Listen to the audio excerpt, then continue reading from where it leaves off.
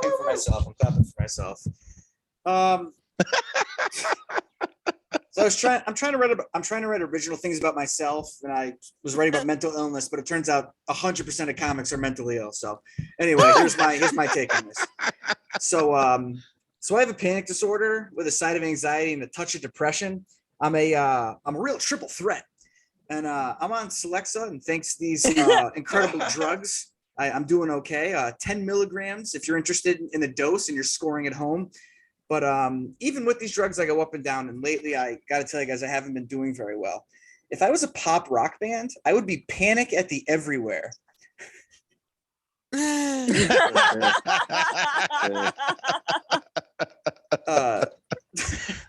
nights ago, I took a shower, and as I was getting out, I shivered a little bit.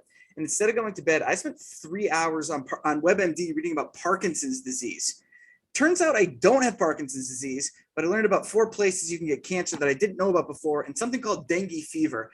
You guys ever heard of dengue fever? It's informally called breakbone fever. A doctor who had it a few times, said, and I quote, "You don't die from it, but you wish you could."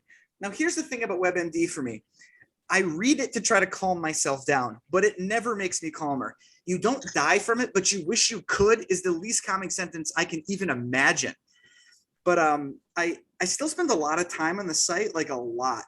I spend so much time on WebMD checking my symptoms that if they gave out frequent flyer miles for how long, based on how long you've been on the site, I'd have enough to fly to Thailand for free and panic about dengue fever in person.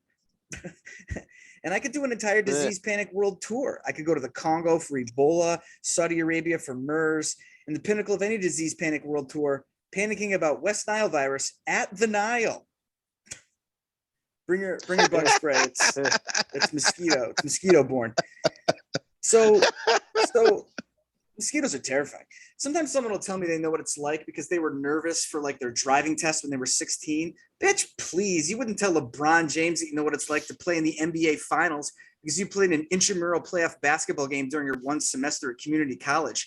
I had to start going to therapy to save my marriage once because we had a bat in our house. That's the level I'm playing at.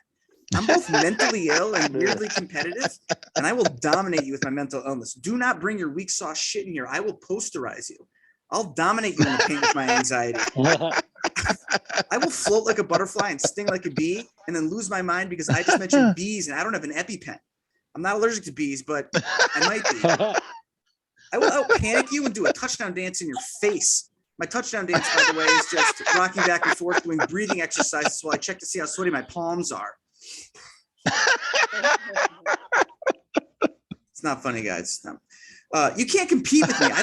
I've been to the ER for panic attacks in 3 separate decades. I'm married to the game, and it's comforting to know that I'll still be married to something if my wife ever decides to leave, which she probably will if we ever have another bat in our house.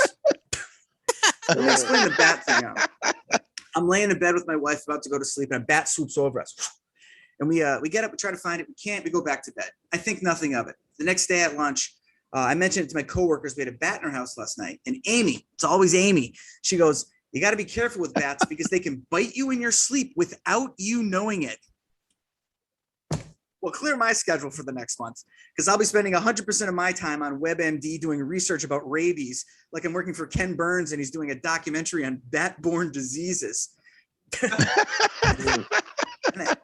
I really did have to start going to therapy. My marriage was in shambles.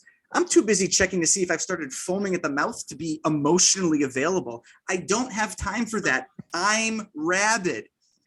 Spoiler alert, I wasn't rabid.